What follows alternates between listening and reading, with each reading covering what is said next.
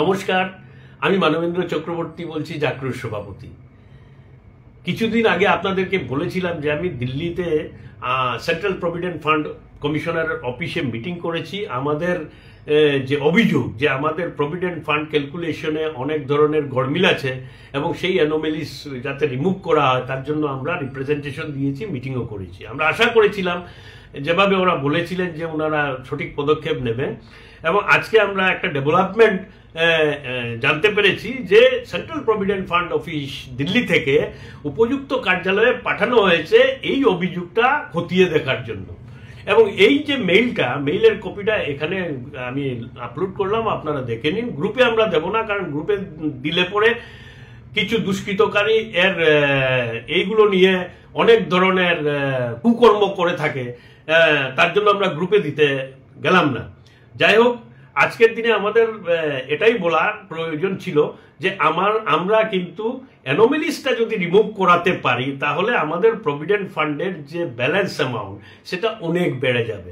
2022-এর March পর্যন্ত যারা হিসাব করে হাইয়ার পেনশনের জন্য অ্যাপ্লাই করেছেন ব্যালেন্স দেখিয়ে, এরা কিন্তু জানেন 2022-এ ওদের কত ছিল এবং তার সঙ্গে 12% ইন্টারেস্ট অ্যাড করলে আজকের দিনে কত হবে।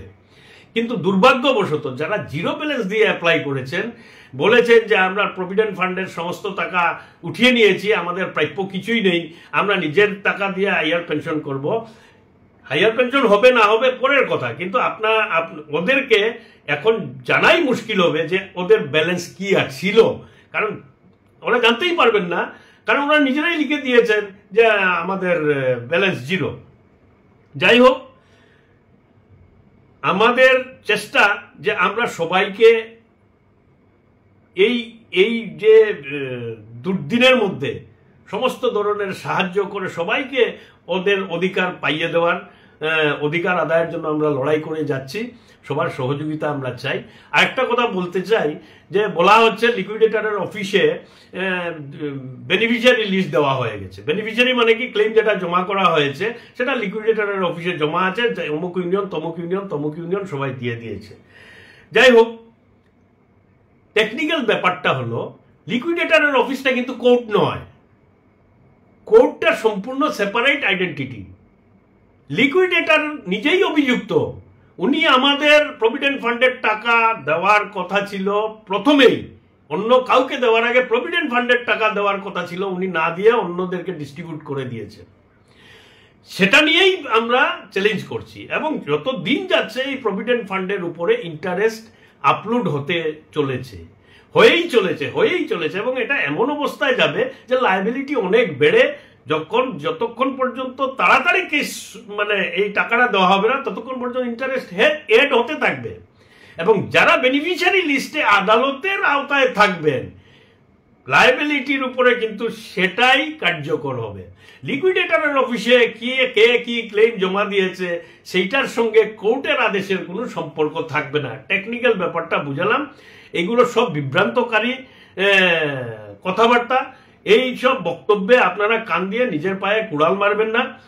এবং অনেক কেস আছে, আপনারা কাঁচার কাগজ করলে বলে দেখে নিন। কাঁচার কাগজ করলেও নিজেরা স্বীকার করেছেন যে হ্যাঁ পে অ্যানোমেলিসের আমরা কেস করেছিলাম, কেস জিতার পরে সবাই পেয়েছে কিন্তু কয়েকজন পায় নাই। কয়েকজন কেন পায় নাই?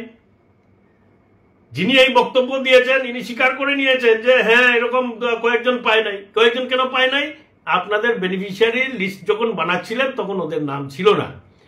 আরেকটা আশ্চর্যজনক ব্যাপার, বিপরীতপন্থী কথাবার্তা। বিনা কেস করে সিএইচকিউ পেয়ে গেছে। যদি বিনা কেস করে সিএইচকিউ পেয়ে গেছে তাহলে যাদের নাম আপনাদের লিস্টে ছিল না ওরা তো কেসে ছিল, ওরা কেন পেল না? এইসব মানে নিজের কথাই মানে পেঁচিয়ে যাচ্ছে, নিজের কথাতেই নিজেরা যে মিথ্যা বলছে সেটা প্রমাণ হয়ে যাচ্ছে। আমরা এটা নিয়ে পরে বক্তব্য রাখবো। আজকে শুধু এতটুকুই বলতে চাই যে অ্যানোমেলিসটা ঠিক করার জন্য আমরা চেষ্টা চালিয়েছি। এনসিএলএটি আমাদের পক্ষে রায় দিয়েছে, সেটার উপরে 400.99 লক্ষ টাকার ক্লেম আরপিএফসি রেইজ করেছে। লিকুইডেটর এখনো সেই পয়সা রিলিজ করে নাই।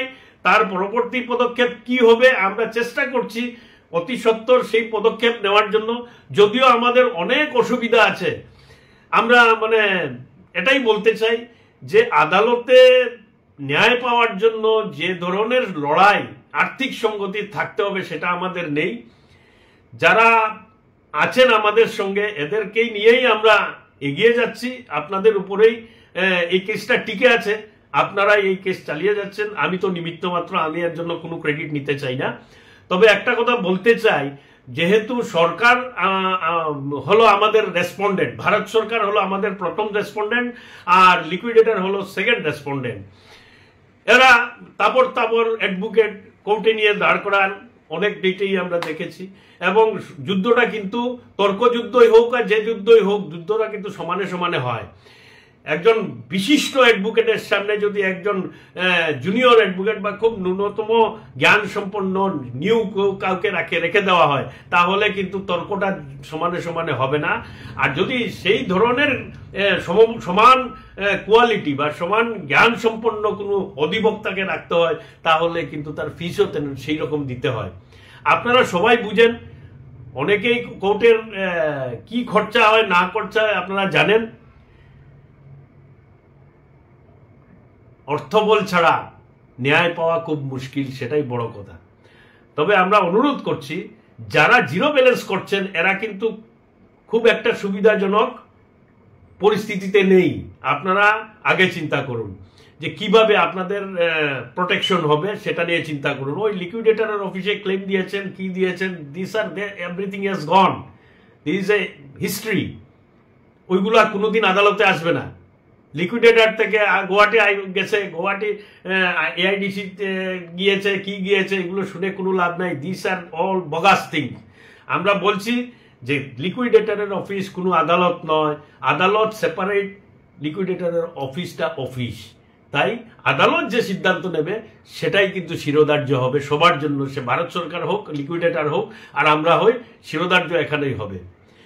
খুব তীক্ষ্ণ চিন্তা করে নিজের স্বার্থ রক্ষা করার জন্য, নিজের বিবেককে প্রশ্ন করে, কারো কথা শুনে না শুনে নিজের অধিকার রক্ষা করার জন্য নিজেরাই ডিসিশন নিতে হবে।